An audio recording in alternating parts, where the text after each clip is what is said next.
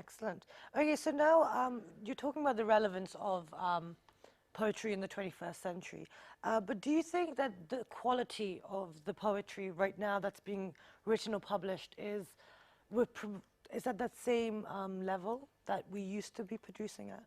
Yeah, you see, when Iqbal was writing, who knows how many poets were writing at that time. It's the test of time. It's actually the judgment or the result of time that brings out the outstanding poet to you.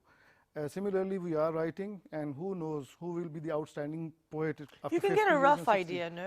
I mean, because if it's not good, it's not good. I mean, But they are writing in an excellent way. Okay. Believe me, I guarantee you, our people are writing phenomenal poetry. Okay, great. For example, Faiz Ahmad Faiz wrote excellent poetry, and he's been translated into so many languages. And Miraji has been translated. Mijid Amjad is a wonderful poet. Exactly. And nowadays, people are writing excellent poetry, and those Nasir Ahmad Nasir is writing poetry. He's a living legend, and he's our contemporary, and he's writing excellent poetry, and that has been translated into various languages. Okay. So people are writing excellent poetry. Okay, but then, you know, they say that it's an era of